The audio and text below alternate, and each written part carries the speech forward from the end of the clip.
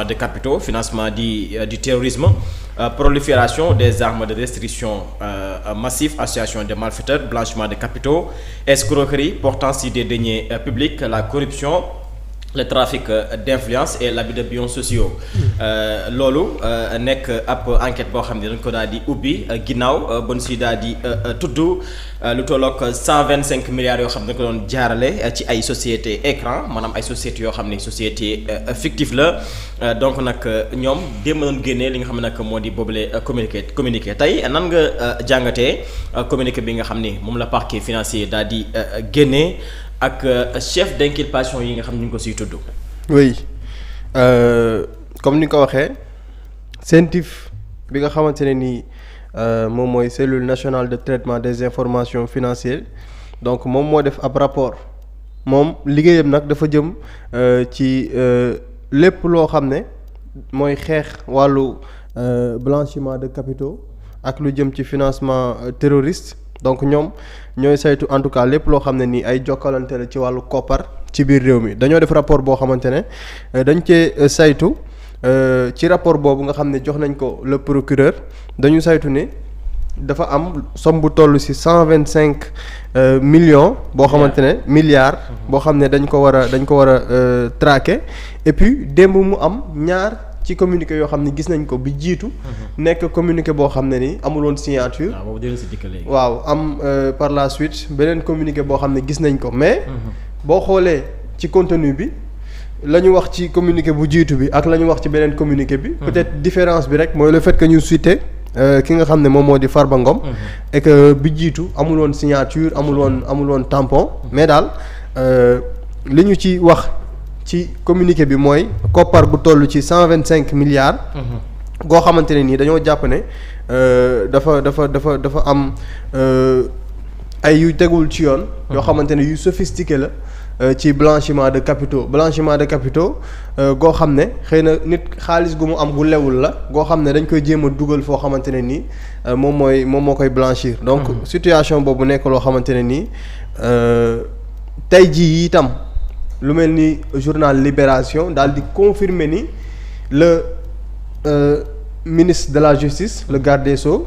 daal di nay sàkku ci assemblée nationale ngir ñu lever immunité parlementaire bu ki nga xam ne ni moom moo di Farba Ngom donc loolu nekk mbir moo xamante ne ni en tout cas interpellé na Sénégalais yu bëri mais je pense que mooy li normal rek c'est-à-dire tey jii CENTIF moom moo def liggéeyam ba am rapport boo xam ne def na ko moom bu defee rapport daf koy jébbal directement le procureur bi mu ko jébbalee procureur parquet financier bi tam daal di si def liggéey bu am solo boo xam ne moom moo tax actuellement mën nañu xalaat daal ne ci instruction bi nga xam ne mi ngi nekk di am information judiciaire bi mun naa gën a avancer ba ay arrestation am si ba mu am nit yoo xam ne tey jii ñu ngi ci suspecté ci koppar googu noonu ci lu jëm ci blanchiment de capitaux boobu mu am ñoo xam ne dinañ leen ci teg loxo en tout cas ndax Farba boobu parce que boo liiree communiqué bi dañu wax ne ci plusieurs personnes la ci communiqué bu officiel bi dañu ne dafa concerner plusieurs personnes léegi nag ces plusieurs personnes yooyu kan ak kan la je pense que blanchiment de capitaux ci biir réew mi c'est-à-dire bu fekkee ne nit ki ni mu acquérir xaalis bi tegul ci yoon mu am feneen fu mu koy dugal ci contexte boo xamante ne l'ex-président de la République Macky Sall ma ngay ubbi ab société am donc je pense que loolu dina nekk loo xamante ne nii dinañ ko topp bu baax a baax ngir xam ñan ñoo nekk derrière koppar goo xam ne dañu ne sax koppar gi tollul ci 125 milliards waaye provisoirement liñ ci jot a saytoo gum toll na ci 125 milliards coowal itam levée bu immunité parlementaire bu Farba Ngom boobaak léegi defe naa dinañ ci gën a am ay leeral ba xam fan la mbir yi di mujjee donc ci communiqué bi communiqué de presse bu procureur de la République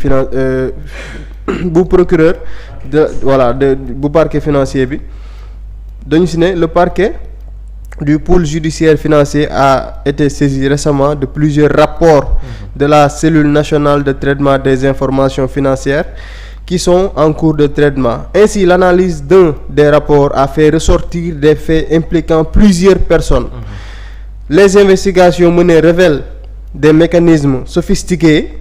de blanchiment de capitaux par le truchement de sociétés écrans qui auraient été utilisés pour la transaction suspecte d'une valeur estimée provisoirement à plus de 125 milliards de francs CFA. en application de l'article 66 de la loi numéro 2024-08 sur le blanchiment de capitaux, le financement du terrorisme et de la prolifération des armes de destruction massive, le parquet financier envisage l'ouverture d'une information judiciaire sous les chefs d'inculpation d'associations de malfaiteurs, blanchiment de capitaux, escroquerie portant sur des deniers publics, corruption, trafic d'influence, abus de biens sociaux. Donc loolu daal la ñu nar a toppee ñi nga xam ne dinañ leen jot a teg loxo donte ñoom am nañ information bi xam nañ ñan lañ ci war a topp mais ñun amaguñu information bi ci ñan la et puis bu fekkee da ngaa dellu ci communiqué bu njëkk bi nga xam ne il y avait pas de signature ñu mën jàpp ne du lu officiel mais li si tey xel mooy c'est-à-dire communiqué bi ñuy wax ne normalul moo jiitu te ni mu jiitoo itam la ca nekk boo xoolee bëriwul lool différence ak li nga xam ne moom la ñu wax ci communiqué bi nga xam ne moom moo officiel. ñu mën a jàpp ne est-ce que du lu fuité.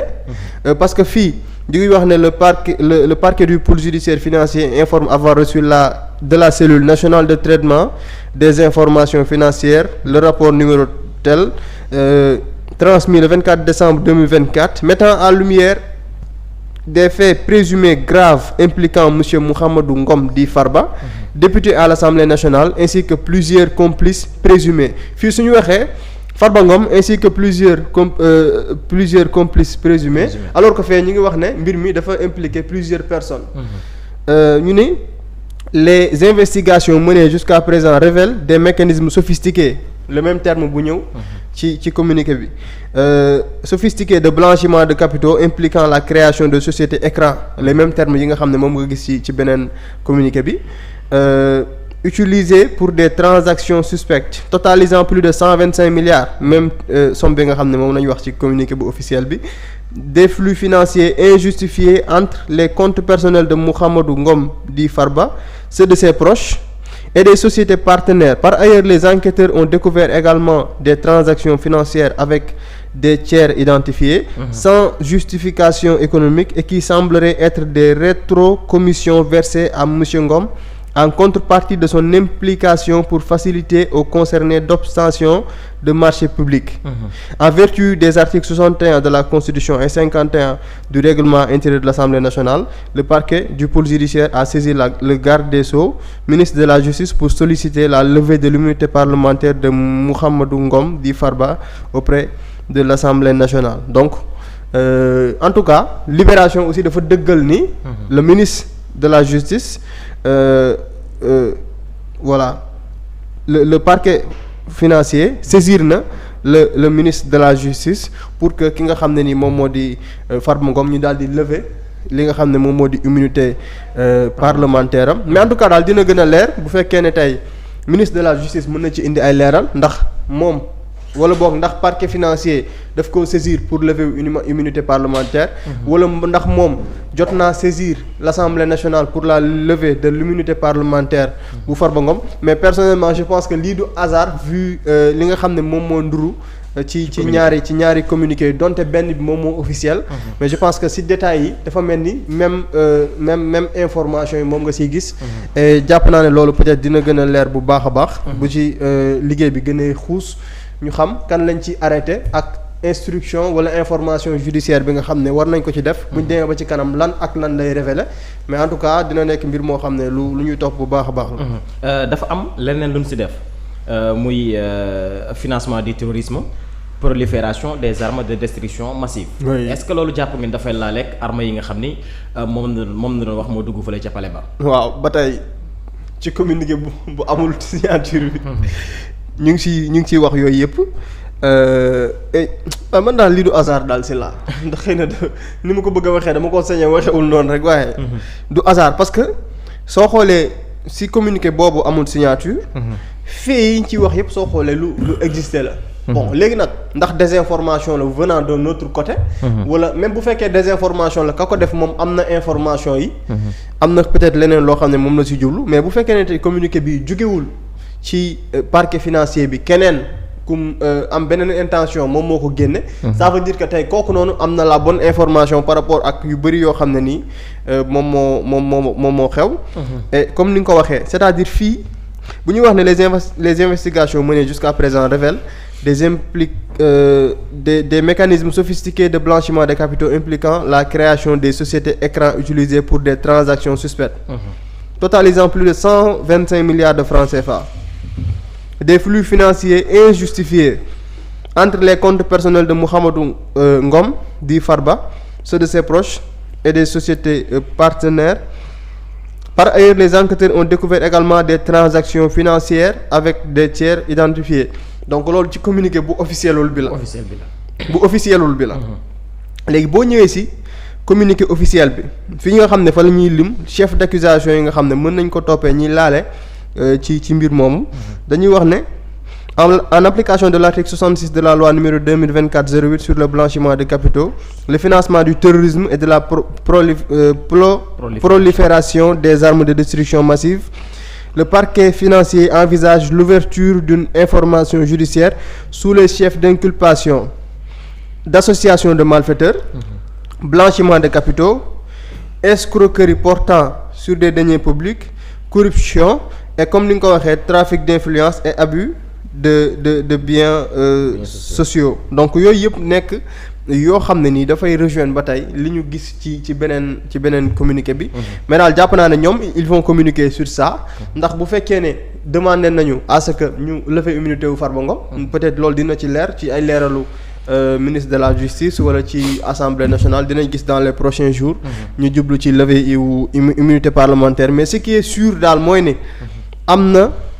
ab lu ñu njortu ci blanchiment de capitaux boo xam ne toll na ci lu ëpp 125 milliards. léegi nag ñan ñoo ca taqe ak nan la mbir ma demee. ak ñan parce que ñoom jàpp nañ ne plusieurs personnes la et boo demee bay souligner ne blanchiment bu toll ci tant de milliards la. mën a joxe ne lu concerne plusieurs personnes la c'est parce que ñoom am nañ la bonne information par rapport ak kan ñoo laale ci loolu. donc je pense que loolu xëy na information bu ñu génneegul la. mais nit ñi dinañ ci gën a xam lu leer. bu fekkee ne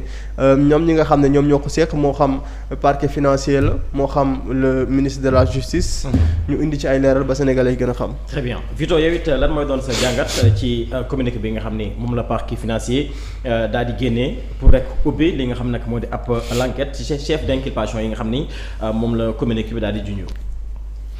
si la